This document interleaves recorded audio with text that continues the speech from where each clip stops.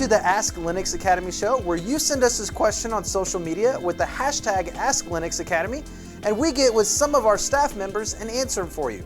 So today we have a really special episode with Shahan and Christoph, who are answering some of those questions sent in by you. Timothy asks, I need to switch careers. Do I have to already be a tech expert, or do you have courses for those less computer savvy?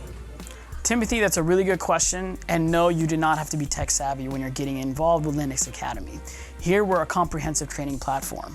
So understand that we always want to give you the best tools we can give you to reach your learning goals.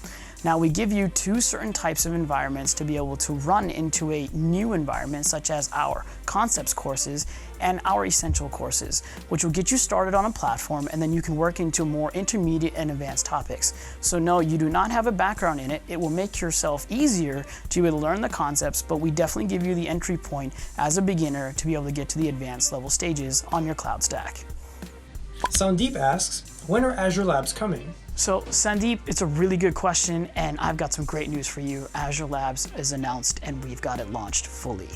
The interesting part is now that we're running after getting Azure Labs integrated to all of our previous courses and our certifications. So as we roll those out, you'll get new announcements on all of the types of labs that we've got launching and all the new certification courses that are going to be launching underneath the Linux Academy brand. You'll see Azure Labs get integrated into that as well. So go get started on Azure Labs and let us know if you want to see something new coming underneath the Azure Labs umbrella. Narendra asks, AWS versus Azure. What differentiates these two cloud providers, and what are the things that you have to consider while implementing a hybrid cloud solution? Well, Narendra, that's a really good question. When it comes to AWS and Azure, understand that there's two key differences. One, AWS has been out longer than Azure from a platform standard concept. So you'll have some advanced features and some new stuff that's incorporated that's already been built in the platform. And Azure, on the other hand, has an entry point into the enterprise market because it's already had a lot of on-premise enterprise involvements for its services and applications.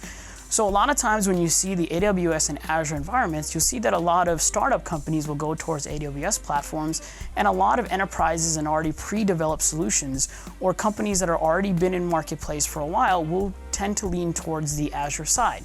Both have very similar features, but have some very unique niches that will able to utilize some specific certain services that you'll be able to use.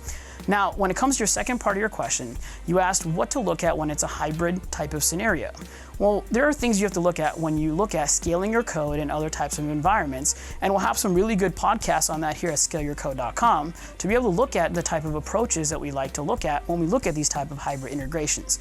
But one of the key things you have to look at is things like end-tiering your applications, ensuring that you're getting the return of investment for the hybrid cloud providing environment you want to use by utilizing the right resources from the right provider. But also keep in mind about compliance and other types of return of investment and cost scenarios that you have to look at when you're architecting hybrid solutions. Alex asks, what's the difference between a system engineer and a system administrator in terms of training, job role, and salary? Well, that's an interesting question, Alex. When we look at a system engineer and an administrator role, a lot of times these are being used interjectively and also changeably throughout an organization and industrial environments. An engineer generally is a person who designs and builds the architecture for the environment that's being deployed in that certain solution or certain type of case solution environment. And the administrator will deal with the daily upkeep and management of those systems, and this is generally the type of roles these will play. Now, organizations will interchange these names as well as interchange these roles as needed and how specific organizations see these. A lot of times you'll see that engineers are part of the initiation of the system process and administrators are part of the upkeep environment. But when it comes to environments of specific types of training or specific types of tools you'll need to use, a lot of times you'll look at with engineers things like DevOps tools and other types of environments to be able to build those solutions such as Terraform and these type of management solutions. And when you look at administrators, you want to look at going deep dives on platforms that are part of your environment, such as learning and getting all the Red Hat expertise solutions, getting all the architectural exams to ensure that you can administer those environments and be a daily involvement of those solutions that you've deployed in your organization. 67 Leaf Streaming asks, my question is two parts. I want to shrink a Linux partition on CentOS 6.5, but the partition is a GPT partition.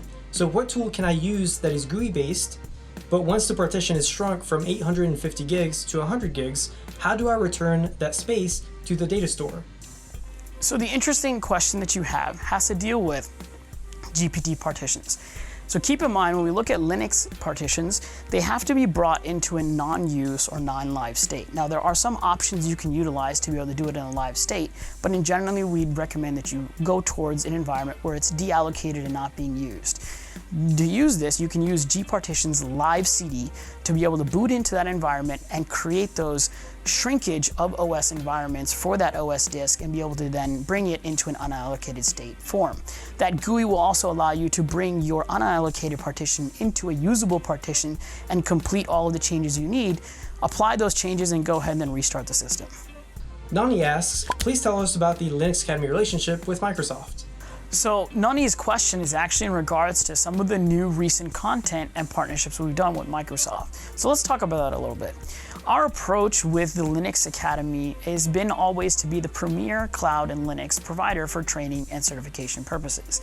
Because of this, Microsoft has approached us to bring new content on advanced features and new certifications that are coming out, and also to team up and bring cutting-edge training tools to the overall industry large and be able to involve open source technologies that are now part of the industry standard for most administrators and architects in the industry.